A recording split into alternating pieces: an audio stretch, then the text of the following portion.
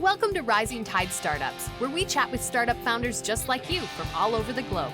Each episode, we bring you practical and actionable tips to help you escape the cubicle and begin your own startup journey. Make sure you take notes. Take it away, Kevin. Here's a quick word from our sponsor, Podbrand Media. As a business owner, new sales leads are essential. At Podbrand Media, we create a branded podcast for you to generate those leads by interviewing your best potential clients as subject matter experts. Not only creating great rapport, but also great content to share in your industry. Affordable and effective.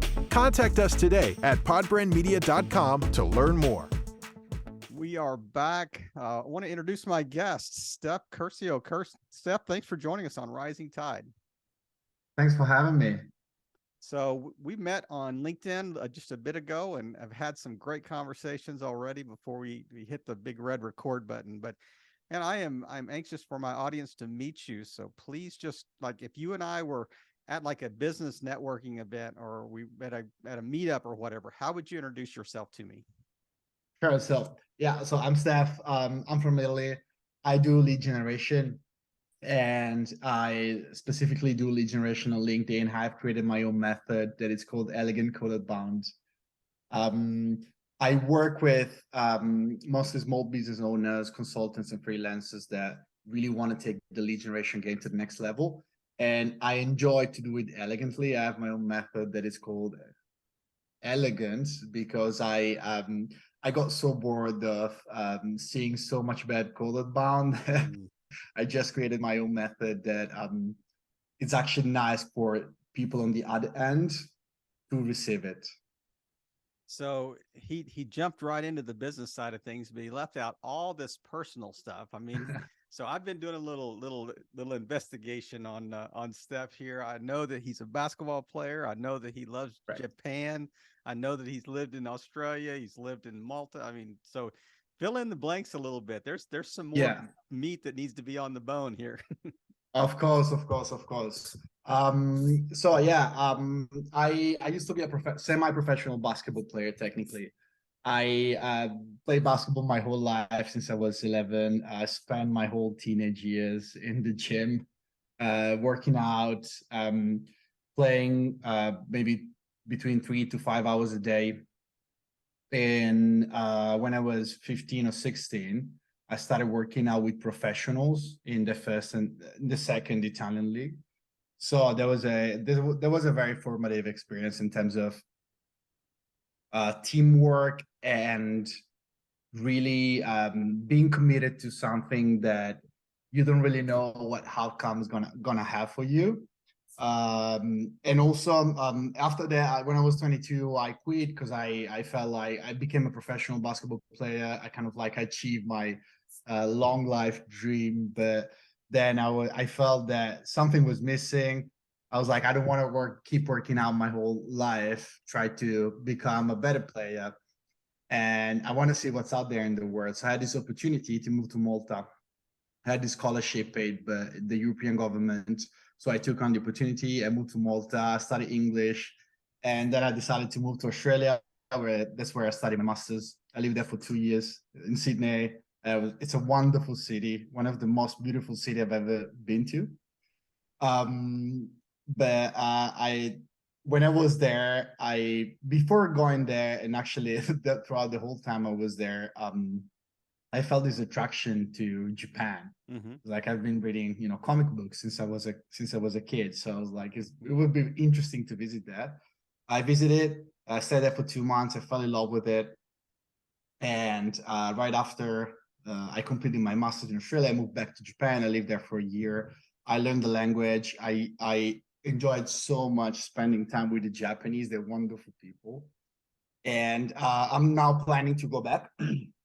I'm moving back to Japan in April, and in Okinawa, which is an island in the south. And this is kind of like my story in a nutshell. I think that you're moving to Okinawa because you heard that they live longer than anybody else on the planet. So. That might be a thing. Yeah, correct.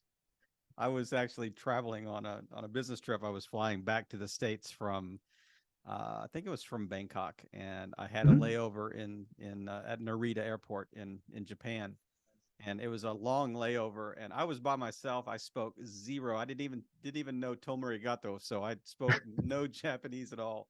And I just walked out of the airport, got on a train, and went to the nearest city, and got off and just started walking around. And I went to this, this little tiny ramen cafe there, and it was kind of off the beaten path, kind of on a back alley there, but it was full of people, so I thought the food's got to be good.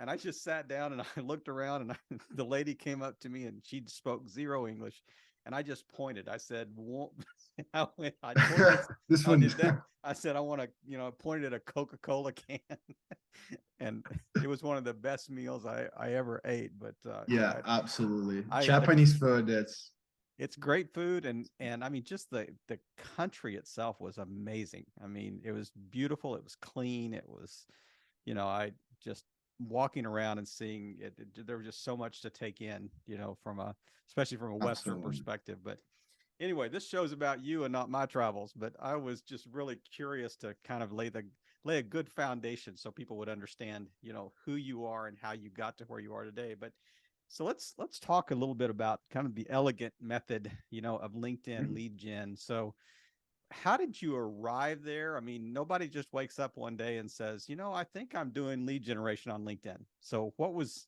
the path that kind of led you there? Yeah, that's a great question. So I started my marketing journey roughly 5 to 6 years ago, when back then was a friend of mine. Then she became my employer. She had a huge following on LinkedIn, a pretty big following on Facebook and Instagram. She had around 125,000 followers, something like that. But she never really monetized on it. So back then I was an accountant, a very bad accountant, and I was working full time, and I got interested in marketing, so I started studying by myself. And I told her, I knew she needed somebody that did the marketing for her, but she didn't have the budget. So I told her, why don't you let me do the marketing? I don't want any money, so you just let me test with your audience. And she's now the #1 relationship coach in the whole country. So we made 1 million euro in less than 2 years, just the two of us. Wow. Plus some freelancers.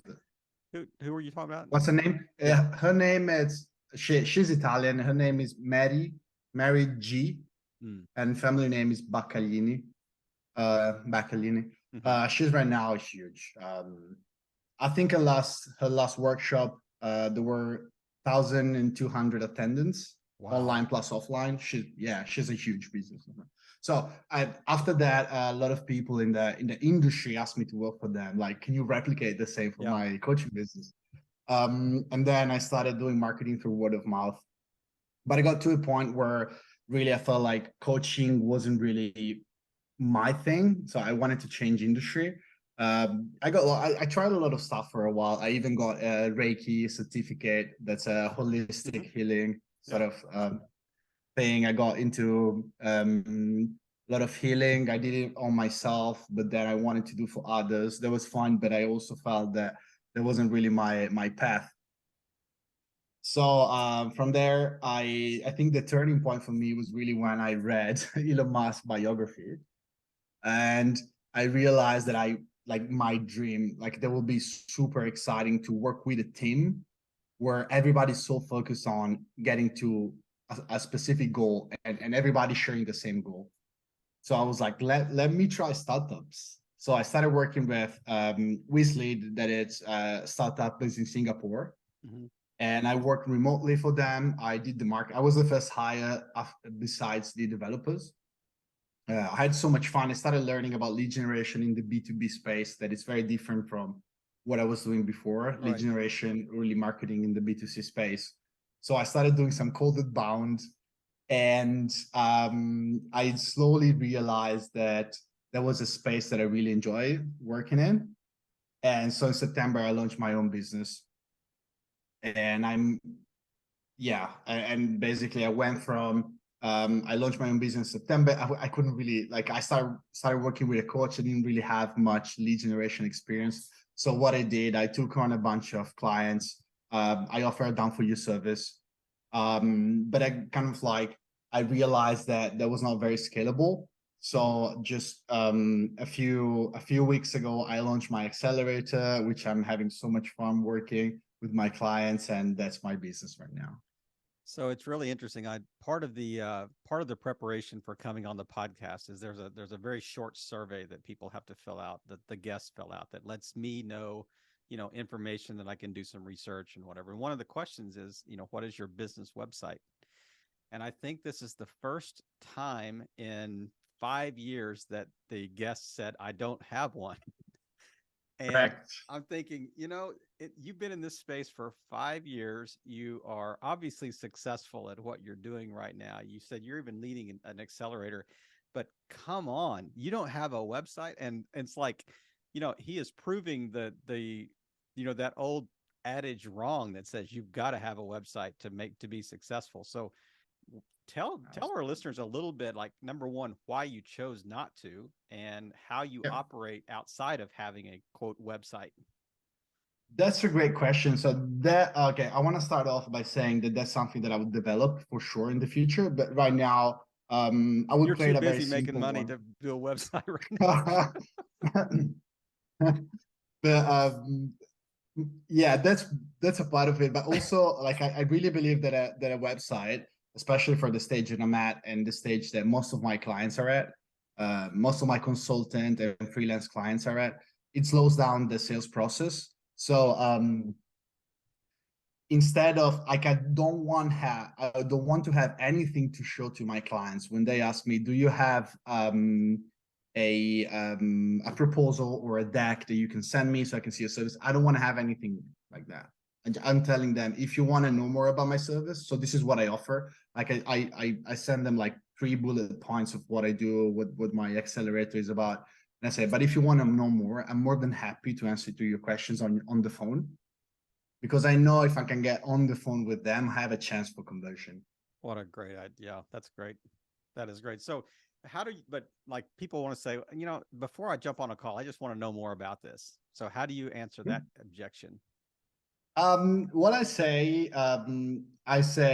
look, I don't want to, when they ask more information about my service and about the budget, like, most of the people are especially concerned with the budget. When they ask, what's your rates, I tell them I have a whole range of services, and according to what's right for you. Mm-hmm. So do not worry about budget. Let's jump on the call. It's nice to connect in person anyway. Yeah. That's my way to go about it. And it also offers you the opportunity to maybe craft the pricing around what they need done. And if you just Absolutely. Say I have 3 levels of pricing and none of those fit well, and they might decide no before you even have a chance to talk about it. So yeah, that's interesting. But so you mentioned earlier, you, and I don't want to put words in your mouth, but you were kind of talking about, like, I saw maybe it not being done so well. Like, there was like lead generation that wasn't quote elegant, or wasn't successful, or was kind of spammy, or whatever word you want to use. So when was that light bulb moment, like, that came on and you thought, I can do this differently. I can do this better.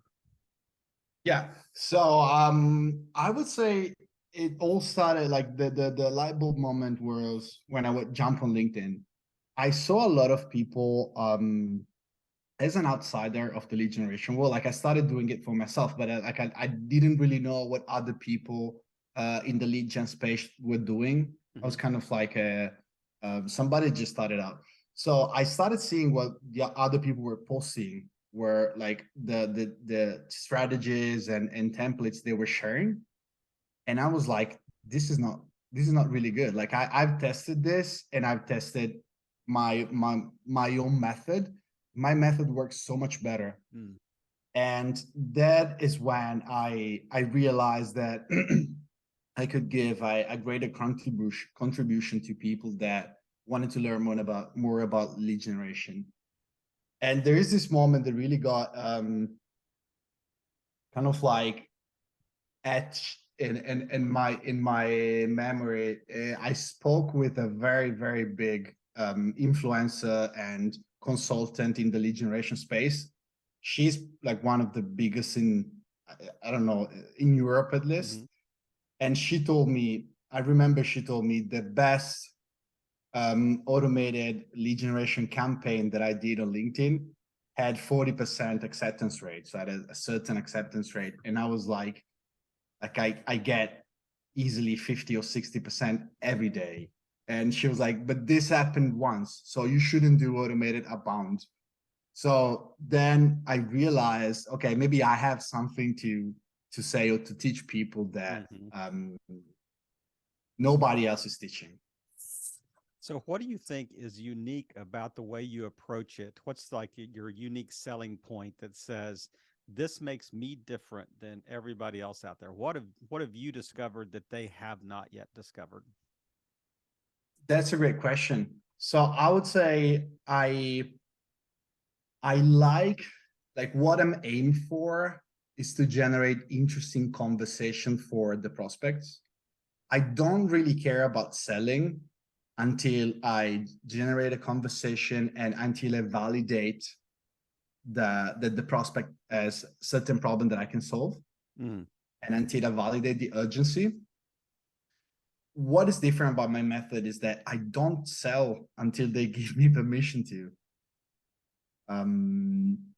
And also I put the prospect at the center. Like I never ask for a sales call if I see that they're not open to it. Like there are like words and expression that allows you to read between the lines of the openness of your prospect for a sales call, and that's something that I focus on. So have you gotten this to the point that you can do this on an automated basis, or does this have to be manual interaction? Like, I mean, I looked kind of through some of the stuff that you sent me, and it's interesting that, it's very unique conversation, to the question that was the statement they made or the question you asked, in response to that. It seems like it would be really hard to automate. Yeah, no, that's a great question. I do not, so I automate my processes to generate a response, but after the response is all manual. But I also do manual, I do a combination of both manual and automated outbound. But anyway, even my automated outbound, it's manual and personalized after the first answer. Okay. I personalize through prospecting, of course, but like real personalization that take my time comes after the first reply. Yeah, that it looked like it would almost have to be that based on what you'd sent us, like the example. But is there a difference in B2B if I am looking for 10,000 leads versus if I'm looking for 5? I have a large offering. I just need a few handful of clients to kind of fill my portfolio versus I've got a SaaS subscription service or something like that I need 10,000. How do those outreaches differ in your mind? Yeah, that's a really good question. That's a great question. So for, let's say, high ticket and low ticket, what I tend to do with my clients, if we are targeting really big accounts that usually maybe these are chain owners or owners of or CEOs, CMOs, or very big companies, what we tend to do to create a very personalized outbound. This is often an invitation to a podcast or a webinar episode, and they come as guests. And after, like, for example, I did this with the chain founders. We did this campaign for chain founders. We manually looked for prospects that were interesting for our campaign, and we invited them on a webinar episode. And after the episode, we gave them all the material, all the video, the cuts for they were edited and for their social media channels and all that. And after that, we ask them to, if they were open to talk about business with us. And so this is how I usually operate when I reach out to very big accounts. But if I have to reach out to 10,000, like to generate 10,000 leads, lead generation, cold outbound might not be the best way to go about it in terms of like cold outbound. But in that case, I would probably use ads if I have to reach out to 10,000 people. Yeah, that But makes sense. yeah. So if you have a high ticket item or whatever, it sounds like to me that you are striving to provide some form of value first, to kind of generate Correct. that warm connection, that willing, connection after that. So, do you Correct. use like Sales Navigator to kind of prospect? Yeah. Do you use the pro version of LinkedIn? Yeah. And why do you use Yeah. one over the other? Yeah, so sorry, before answering your question, I wanted just to make sure, like the answer the question that I answered before was not really for high ticket services, but I was talking about very big accounts. Okay. How I would target them. For a high ticket, I would still do manual outbound or automated cold outbound. This works really well. Okay. Works fantastic. Right. But yeah, sorry, to answer your question, what I usually use, I like to keep my tech stack very simple. As a matter of fact, I use Sales Navigator and automated outbound software such as Galaxy or Lemlist. And I use scraping software. I really like Texal. I use it a lot. Or Phantom Buster, they're very similar, but I like Texal better. It's usually my tech stack for most of my campaigns and the tech stack that I use with my clients, with most of my clients. I'm not surprised you want to keep your tech stack pretty lean and mean, because you're the only one that answered. I don't have a website. So. Yeah, my CRM is on Notion still. I don't use HubSpot. Whatever works. Whatever works. That's right. Man, so if you and I were going to jump on an elevator or jump on a lift and we were going to go up 10 floors, we got about a minute to talk to each other, maybe less than that. How would you describe your service to me in a very short period of time? Sure. So, okay, first of all, if we were to jump on an elevator, I will ask you about like how your business is doing and what challenges are you facing. And if you tell me that you have challenges that I know I can solve, I'll tell you, look, I'm very good at, I can help with, let's say you're telling me you have a lead generation problem. I can help you with that. That's what I'm really good at. I can help you start generating clients or increase your pipe, like add 5 or 10 extra Ks in your pipeline in the next 30 to 60 days through cold outbound. And also I can help you with scaling that. Because I believe in cold outbound, but I believe that the sweet spot is where you combine cold outbound with inbound. So content creation and traffic conversion. And it's where you really create a sustainable business that can generate leads and clients reliably and consistently.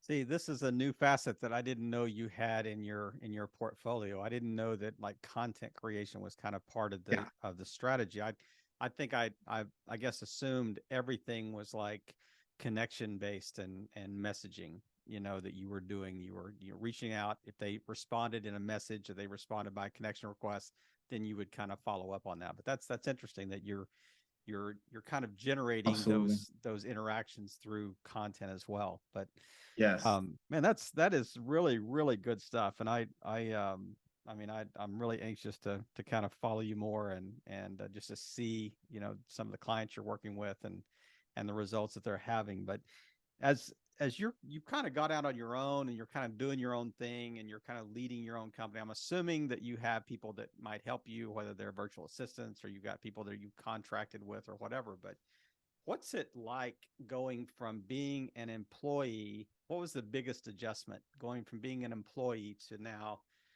working for yourself? Yeah, so that's a great question.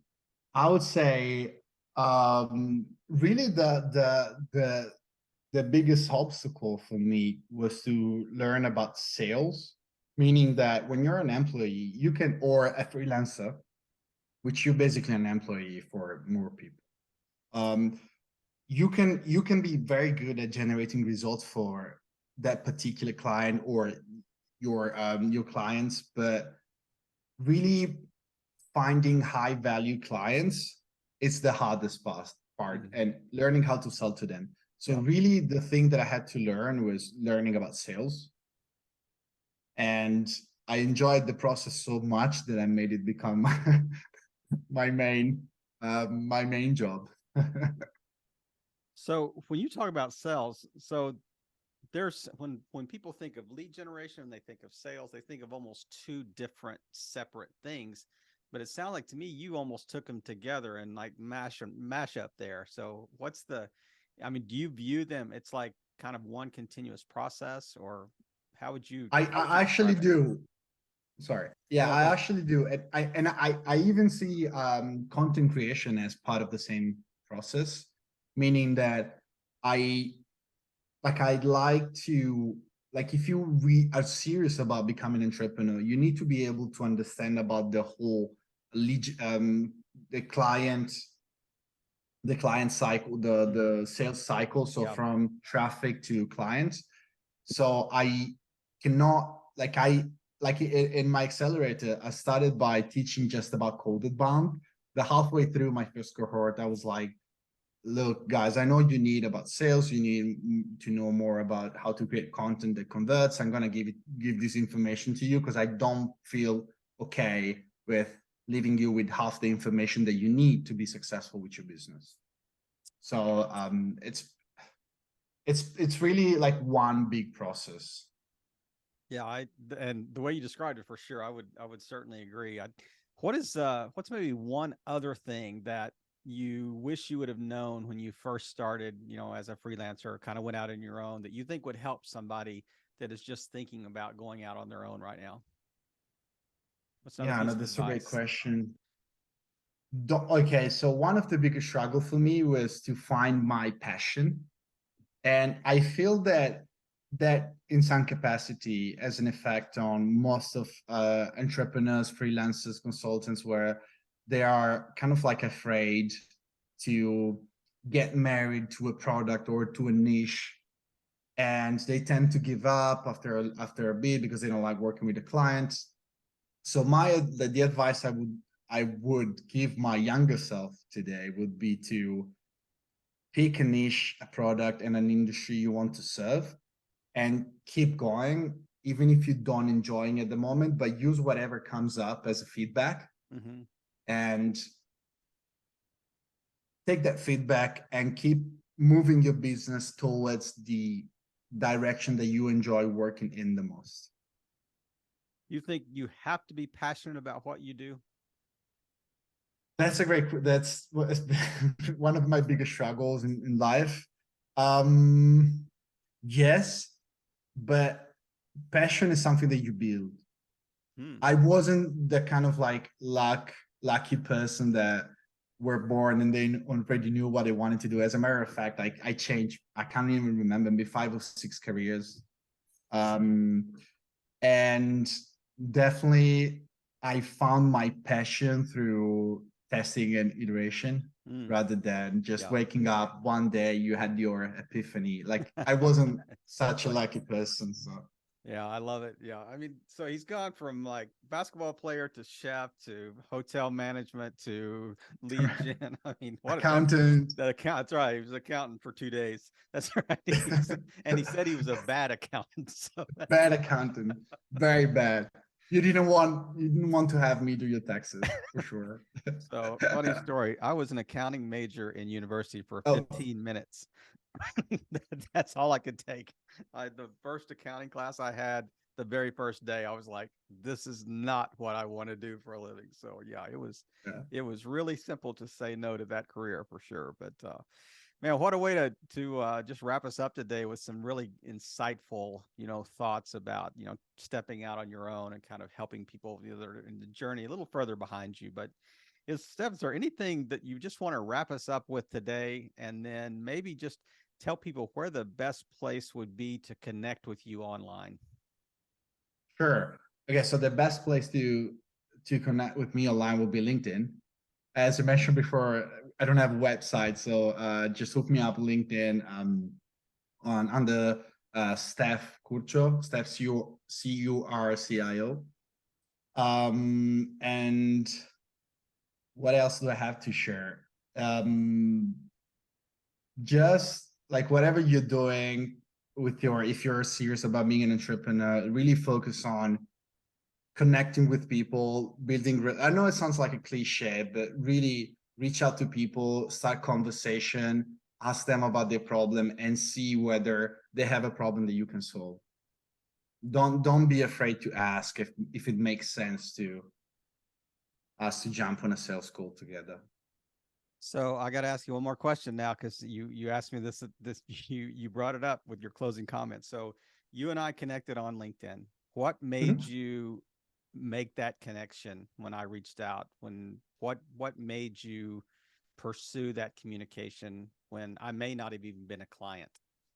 Yeah. Okay, I want to be completely honest. I can't remember right now, like exactly why I connected, but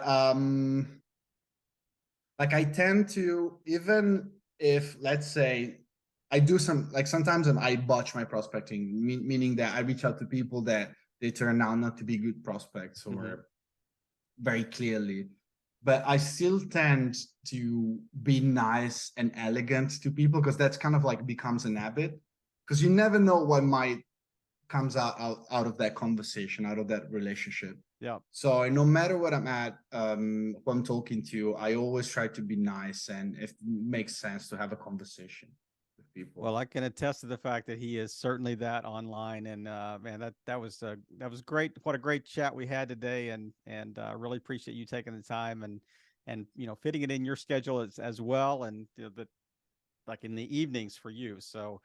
Man, thank you again for just walking us through the journey and just really playing your part in helping all boats rise in a rising tide. Stef, have a great weekend.